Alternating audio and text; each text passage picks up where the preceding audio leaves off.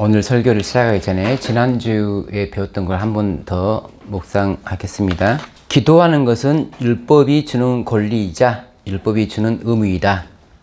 기도를 이해하십니까? 라고 물으면은 내 자신의 어떤 문제를 해결하기 위해서 대부분 기도를 한다든지 아니면 기도를 하라고 하니까 한다든지 우리는 왜 기도를 해야 되는가? 뜻이 하늘에서 이루어진 것처럼 땅에서도 이루어져야 되기 때문에 그래서 뜻을 이루는 것은 우리의 의무이자 또 우리의 권리이다. 아무나 뜻을 이룰 수 있는 게 아니고 하나님과 뜻이 맞는 사람만 이룰 수 있는데 찬미가에서 한 마음으로 기도하자라는 말이 나오잖아요. 그러므로 우리가 기도를 하지 않는 것은 율법을 어기는 것이다. 어떤 선행을 하는 것보다 더 우리에게 필요한 것은 기도하는 것이죠. 그런데 무슨 기도를 어떻게 해야 할지 모르는 것 역시 율법의 요구를 이루지 못하는 것이다. 우리가 아무리 진리를 가지고 있다 하지만 5명이 진리를 부르짖는 것은 한계가 있죠. 숫자는 점점 늘어나야 돼요. 늘어나기 위해서 기도를 하는 거죠. 우리 힘으로는 안 되니까 기도를 하는 거잖아요. 다양한 사람들이 교회는 모이죠. 그런데 생각이 다른데 교리가 달라서는 안 되죠.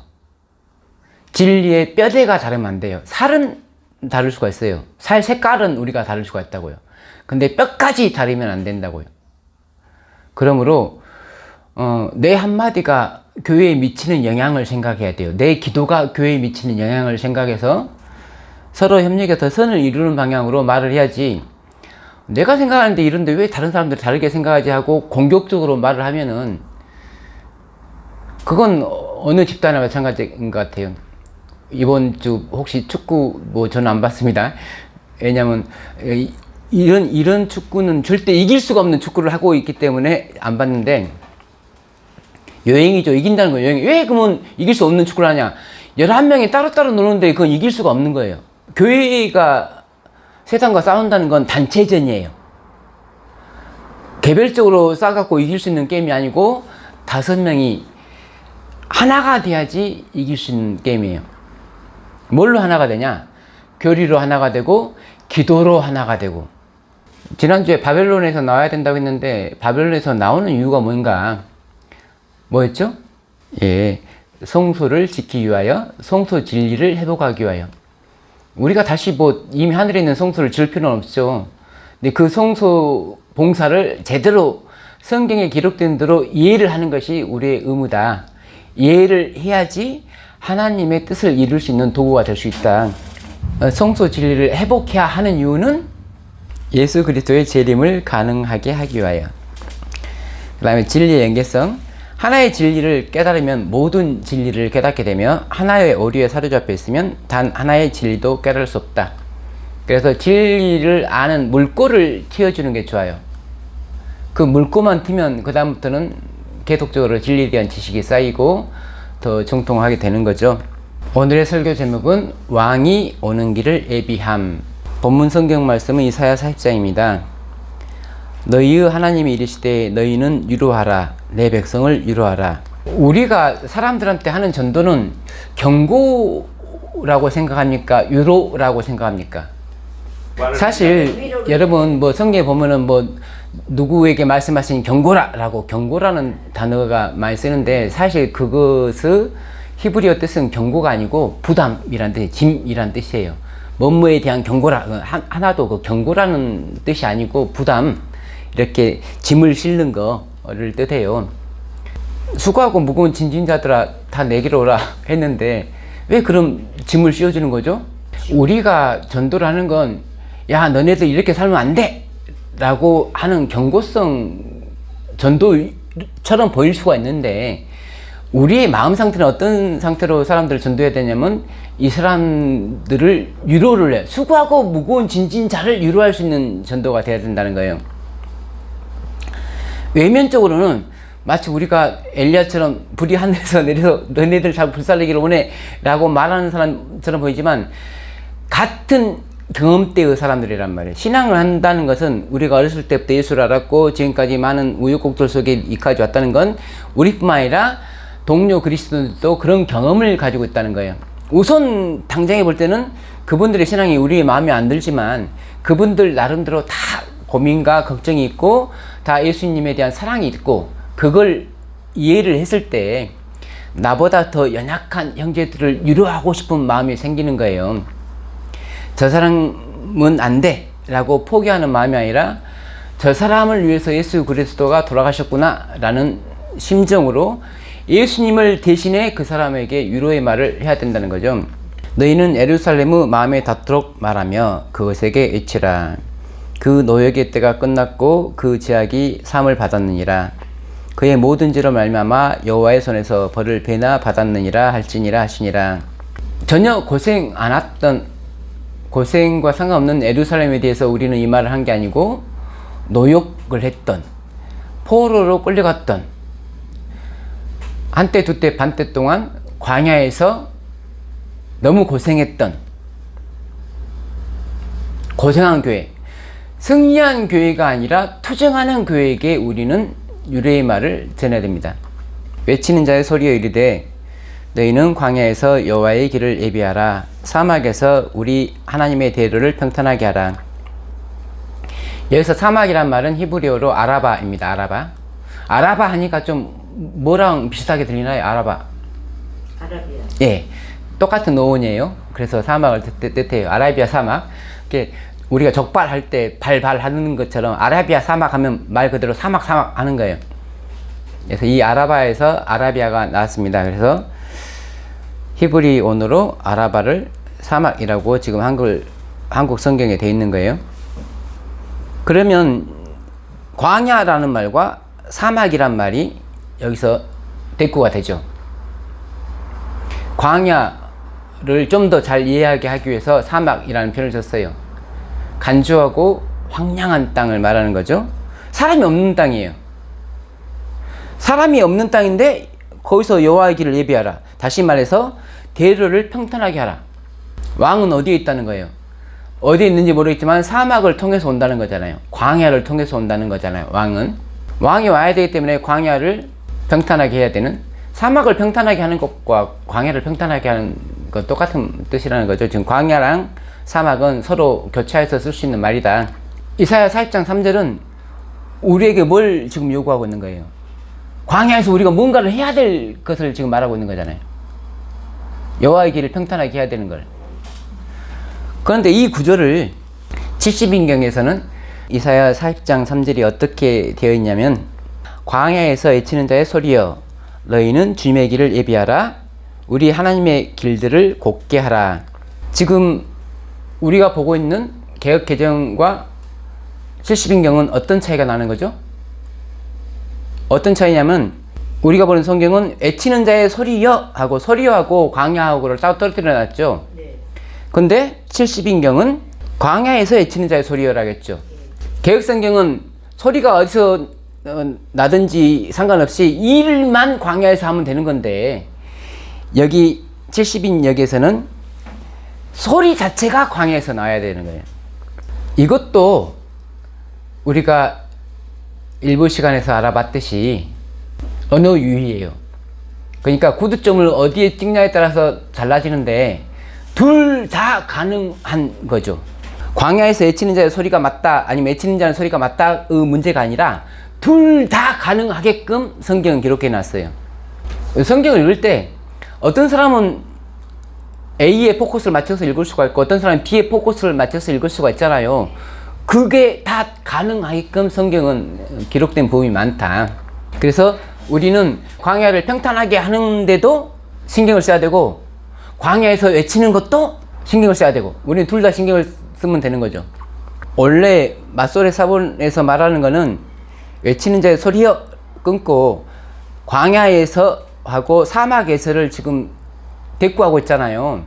그래서 외치는 자가 광야에 가서 일을 하는 걸로 돼 있는데 70인 여기서 하는 것처럼 광야에서 외치는 자의 소리여 하려 보니까 사막이란 말이 어떻게 활용될 수가 없잖아요. 그래서 70인 여기에서는 너희는 주님의 길을 예비하라 우리 하나님의 길들을 곧게 하라로 하면서 사막을 뺐어요. 그러니까 사실 70인역이 의역은 잘했지만 원문에 100% 맞게끔 해석한 건 아니잖아요. 그렇죠? 그런데 복음서 기자들은 다 광야에서 외치는 자의 소리라고 말한 거예요. 왜냐하면 침례 요한이 광야에서 외쳤잖아요.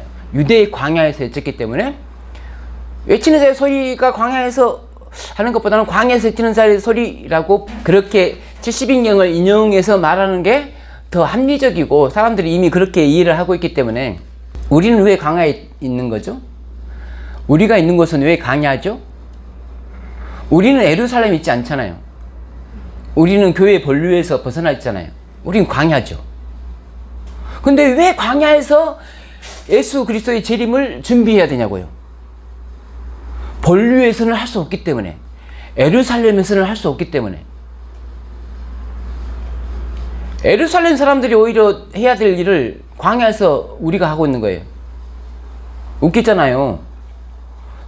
제사장들과 서기관들이 많은 예루살렘 사람들이 예수님의 오심을 준비해야 되는데 엉뚱하게 한 사람이 광야에서 막 외치고 있다니까요.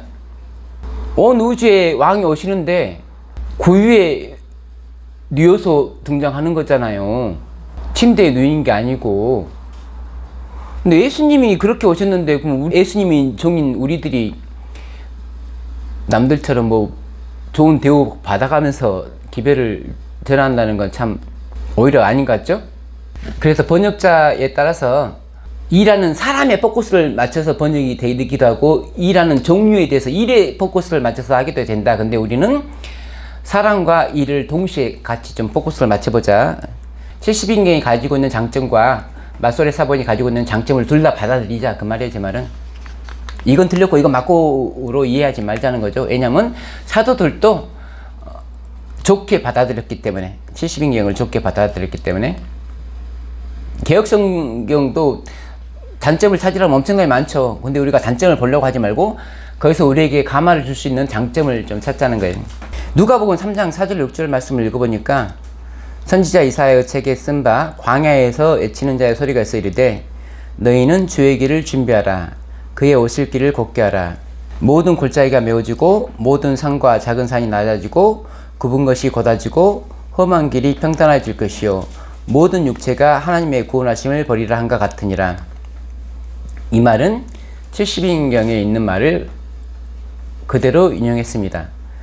인용하니까 아까 말한 40장 3절의 말도 약간의 차이가 있는데 가장 큰 또 하나의 차이는 모든 육체가 하나님의 구원하심을 버리라.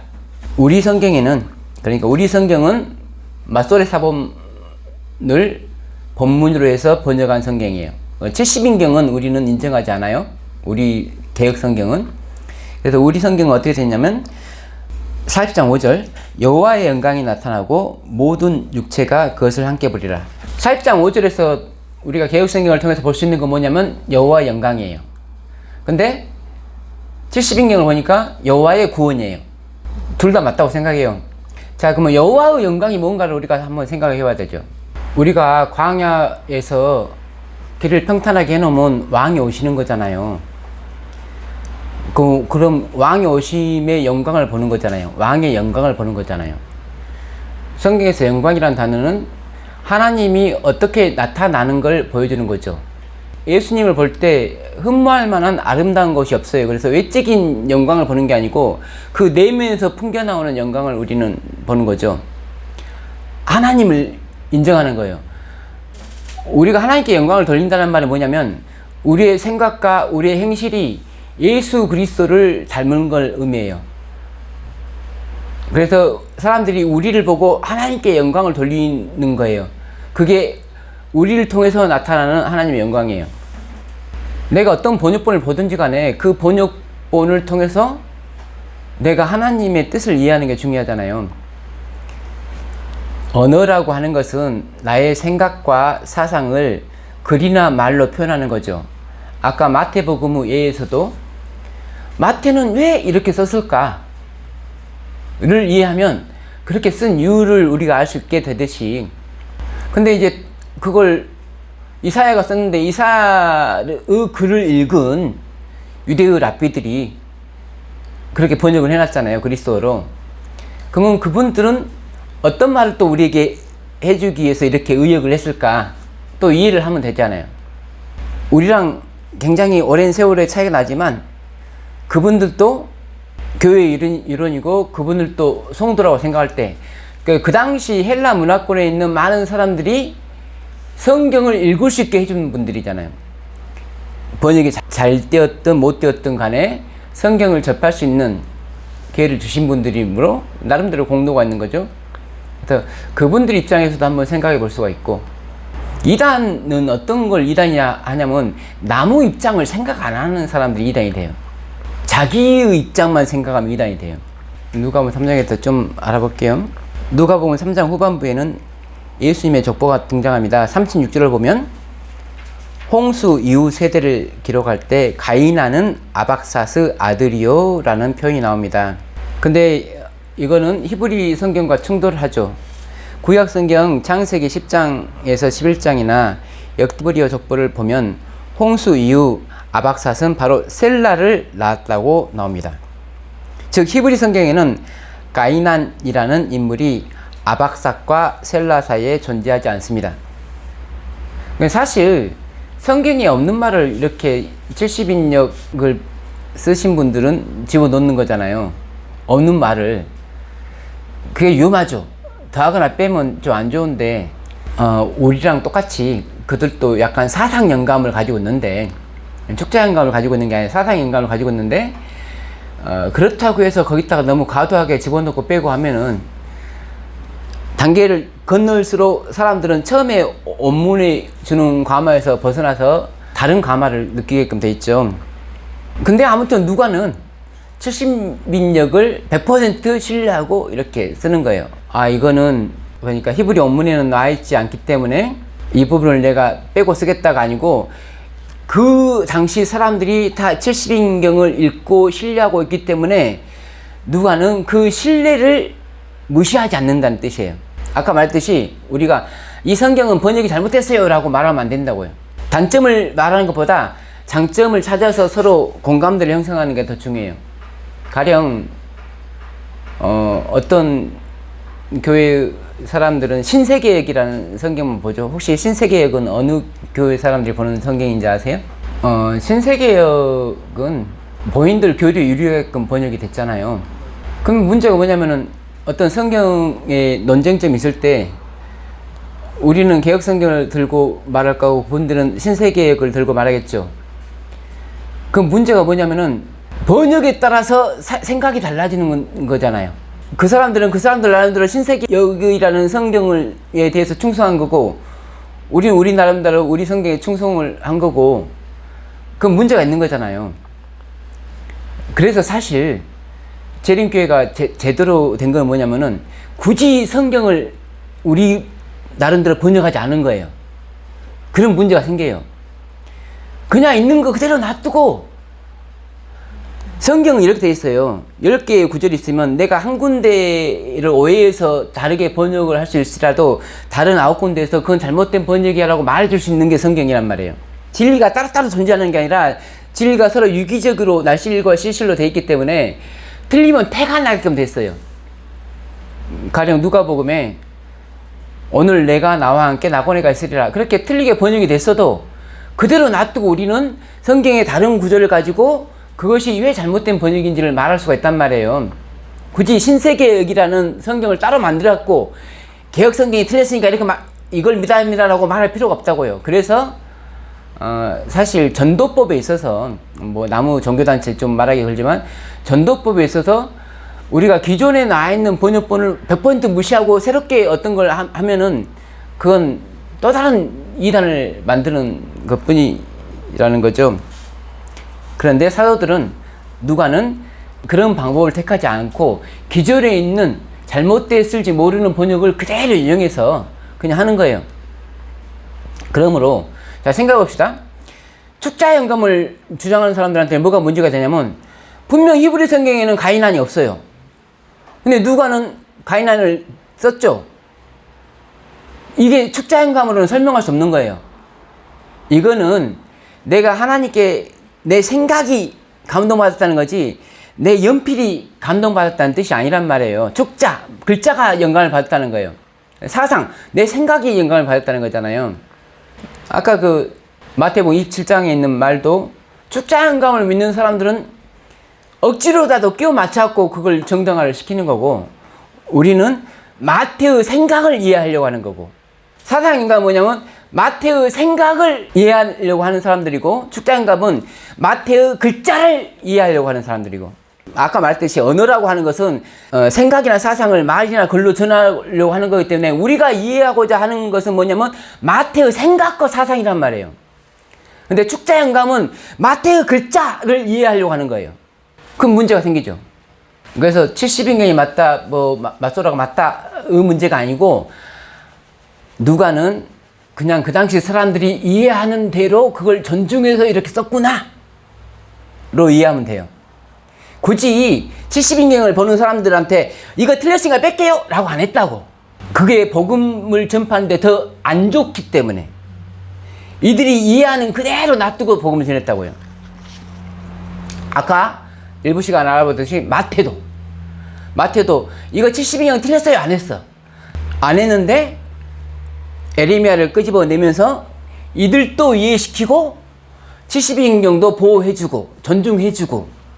그러니까 내가 믿는 게 약간 교회 교리랑 달라. 근데 내가 이 교회를 다니고 있어. 근데 내가 하는 말로 교회 교리를 반대하면 안 된다고요. 교회 교리도 존중해주면서 내가 하고 싶은 말도 하는 지혜가 있어야 된다고. 다른 의견이 있는데 다른 의견을 어떻게 말하냐가 중요한 거야. 다른 의견이 있다는 게 중요한 게 아니고. 가이난이 어디서부터 끼어들었냐면 외경 희년서에서 가이난이 나오죠. 유대의 랍비들은 희년서라는 책에 있는, 그러니까 그 책이 기록되기 전부터 그런 전설은 있었겠잖아요. 그 전설을 토대로 집어넣었다.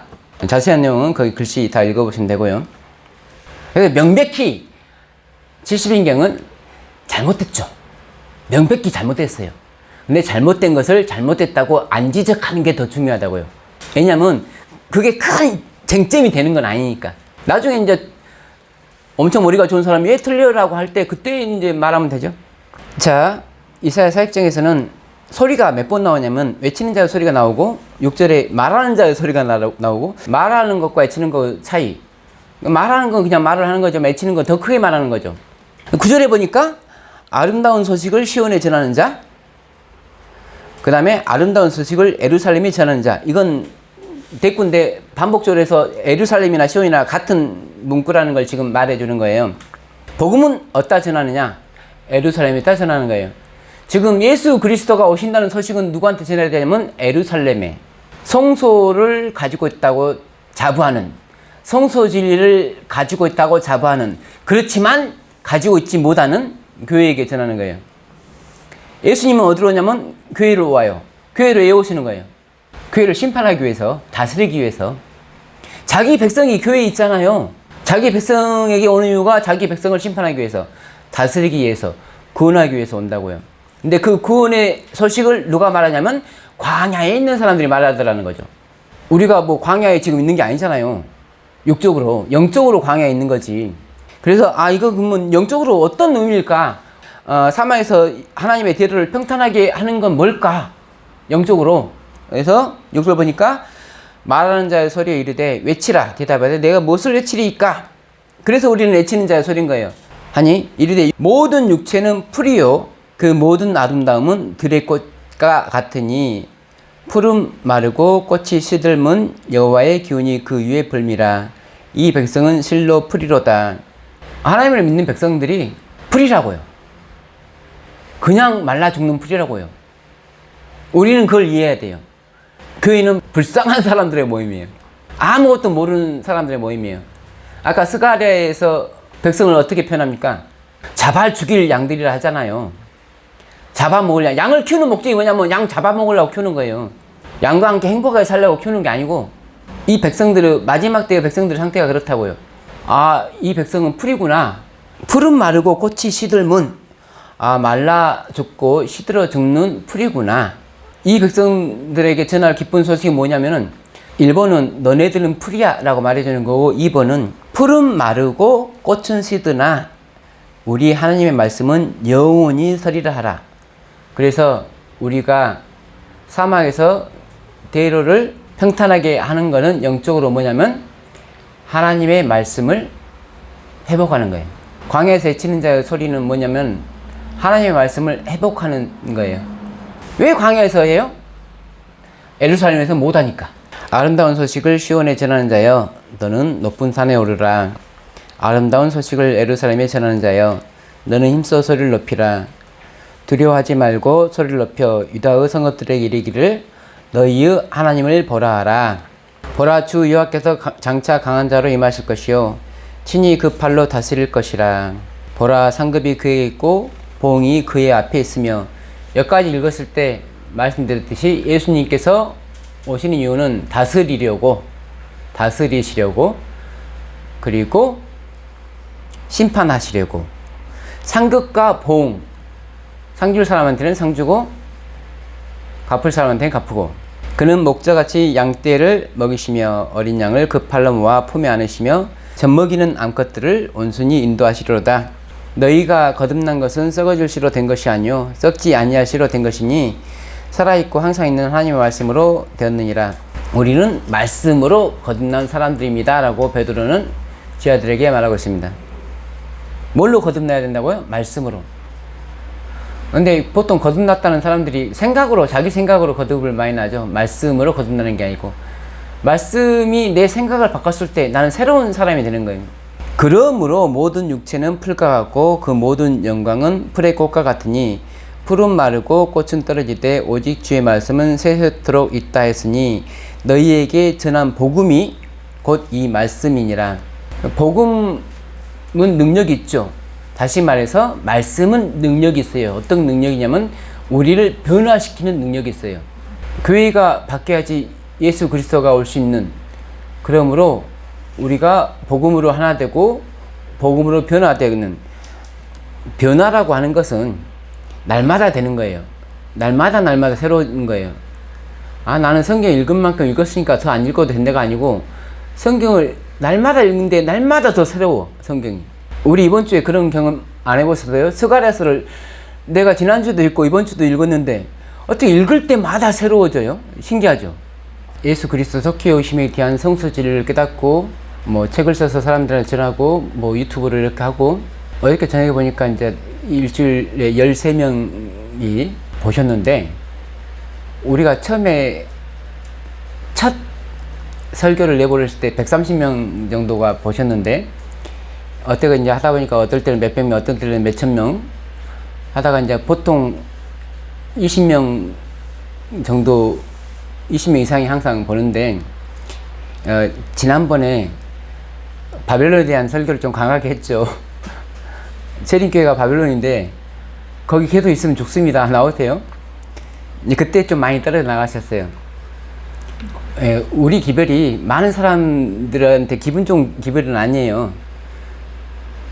근데 해야 되잖아요. 그분들이 우리를 싫어할지를 아는데 우리는 더 부드러운 설교를 할 수 있어요. 사람들한테 인기 있는 설교를 할 수도 있어요. 근데 그게 우리의 의무가 아니라, 우리의 사명이 아니란 말이에요. 거기 있으면 죽습니다. 근데 그 말이 그분들하고 안 맞잖아요. 자기들은 자기들 교회를 사랑하는 거고, 그래서 계속 하니까 사람들은 줄어들잖아요. 사람들이 줄어드니까 누가 힘이 제일 빠지냐면 내가 힘이 빠지잖아요. 이사야 4장 읽으면서 우리가 4장을 제일 끝에 봅시다. 너는 알지 못했느냐? 듣지 못했느냐? 영원하신 하나님 여호와 땅끝까지 창조하신 이는 피곤하지 않으시며 곤비하지 않으시며 명철이 한이 없으시며 피곤한 자에게는 능력을 주시며 무능한 자에게는 힘을 더하시나니. 우리 참 피곤해요. 피곤한데 하나님께서 능력을 주시겠다는 거죠. 예, 지금 같은 4장, 물론 4장에 그것이 딱 한 문맥이라고 제가 정의는 할 수 없지만, 4장 초반에 사업을 하는 사람들이 이 말을 지금 외친 지가 얼마나 오래됐겠냐고요. 근데 아무리 외쳐도, 우리가 아무리 길을 평탄하게 한다고 생각했는데도 오실 왕이 안 오면 피곤하죠. 근데 이 피곤한 사람들한테 피곤할 줄 알고 미리 말씀을 써놓을 수 있다니까요. 피곤한 자에게는 능력을 주시며 무능한 자에게는 힘을 더하시나니 소년이라도 피곤하며 곤비하며 장정이라도 넘어지며 쓰러지되 오직 여호와를 앙망하는 자는 새 힘을 얻으리니 독수리가 날개치며 올라간 것 같을 것이요 다른 박질하여도 곤비하지 아니하겠고 걸어가도 피곤하지 아니하리로다. 이 말과 함께 하박국의 말이 떠오르죠. 비록 무화과나무가 무성하지 못하며 포도나무에 열매가 없으며 감람나무에 소출이 없으며 밭에 먹을 것이 없으며 우리의 양이 없으며 양간에 소가 없을지라도 나는 여호와로 말미암아 즐거워하며 나의 구원의 하나님으로 말미암아 기뻐하리로다. 그래서 사실 우리가 인간적으로 가지고 있는 계획이 있죠. 성경을 읽고 연구하고 우리가 가지고 있는 계획이 있는데 그 계획이 뜻대로 안 될 때 그럴지라도 나는 여호와로 말미암아 기뻐할 수 있는가. 노아 때처럼 모든 사람이 노아의 말을 안 들을지라도 노아는 기뻐할 수 있는가. 사실 근래 들어 좀 상당히 좀 정신적으로 힘들었는데 사입장 뭐 다 아는 성경이지만 사입장 초반을 준비하다가 한번 사입장을 끝까지 한번 읽어봤는데 아 이런 구절이 있구나. 내가 이 말을 누가 믿어주고 믿는 사람이 많아서 기쁜 게 아니고 이 말 자체로 기뻐할 수 있는가가 더 중요하겠구나 라는 생각을 해봤습니다.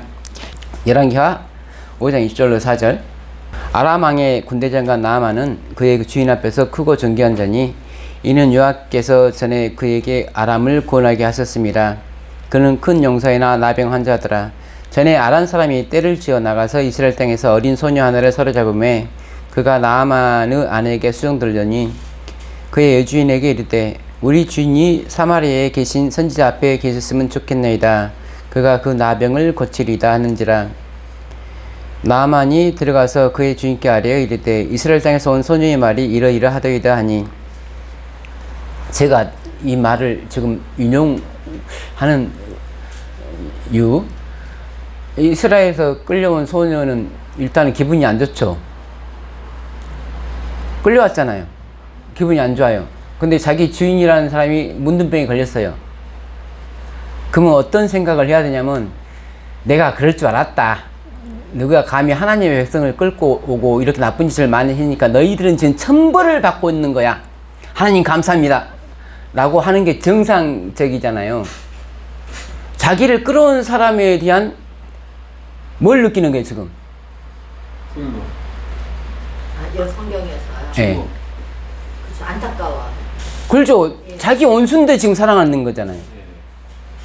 근데 여러분 포로가 되어온 계집종이 한마디 했어요. 근데 지금 나아만의 아내와 나아만은 그 말을 고집 듣는 거잖아요. 지금 우리가 보편적으로 생각하는 상식에서 지금 다 소녀도 벗어나 있는 거고 나아만도 벗어나 있는 거예요. 그 말이 뭐냐면은 전도라고 하는 게 논리적으로 되는 게 아니라는 거예요. 전도는 항상 말했지만 교제고 인간관계예요. 예, 종을 보니까 이 종은 포로인데도 포로 같지 않는 삶을 살아. 와, 얘는 진짜 나는 얘를 잡아고 포로로 갖고 왔는데 데리고 왔는데 전혀 포로 같지 않은 생각을 하네. 얘는 주어진 일에 최선을 다하네. 여기 왕고에 대해서 누구한테 원망도 안 하네. 그러면 나만 아내가 이 소녀에 대해서 감동받을 준비를 하는 거잖아요. 만약에 다른 사람이 그 말 했으면 안 듣죠. 근데 이 소녀가 하니까 들을 수가 있는 거예요. 그러니까 하나님이 원하는 우리의 상태는 뭐냐면 우리가 하는 말이 논리적이기 때문에 사람들이 듣는 것을 원하는 게 아니고 우리가 사람들을 대하는 마음 때문에 사람들이 우리 기별을 받아들이는 걸 더 원할 수가 있어요. 아비의 마음을 자녀에게로, 자녀의 마음을 아비에게로 돌이키는 거. 말라기에 예언되었듯이 우리는 어떤 논리로 저 사람들과 싸워서 이기려고 하는가? 그러면 안 된다는 거죠. 논리로 이긴다고 해서 그 전도하는 게 아니에요. 저도 논리로 많이 이겨봤어요. 근데 논리로 이겨갖고 네 말이 논리적이니 하면서 교회 다니는 사람은 못 봤어요. 근데 아무 생각 없이 뭐 듣는 뭐 책장 하나 관심이나 그런 것 때문에 교회 오는 사람 봤어요. 그래서 쉽게 할 수 있는 전도를 어렵게 하더라. 그런 전도는 바리새인의 전도죠. 내가 가지고 있는 사상애로 그 사람들을 초대하는 전도. 그건 안 된다는 거죠. 이 소녀는 자기의 신앙으로 초대한 게 아니고 이 사람을 진짜 예수 그리스도로 인도하고 싶은 거예요. 자기한테로 인도하고 싶은 게 아니라 예수님께로 인도하고 싶은 거예요. 우리가 안식일마다 이렇게 토론을 하거나 할 때 결론을 놓고 보세요. 지난주 같은 상황에서 예수님께로 인도하려고 막 하는 교제가 아니야. 내 주장이 옳다고 막 교제하는 거예요. 그런 교제를 이해하냐고. 여기 온 이유가 뭐냐고요. 예수님께 영광을 돌리기 위해서 모였어요. 내 생각과 다르더라도 이것이 영광을 돌리지도 못하고 우리끼리 합을 깬다면, 근데도 불구하고 청 말하고 싶으면 어떻게 말하면 상대방에게 반감을 안 주고 말할까를 고민을 해야 된다고요. 똑같은 말, 아주 쉬운 말이지만 그 성경 말씀을 통해서, 열왕기하 5장의 말을 통해서 나는 어떤 전도를 해야 될까, 어떤 신앙을 가지고 있을까를 좀 더 생각해 보는 저와 여러분이 되기를 바라면서 말씀 마치겠습니다.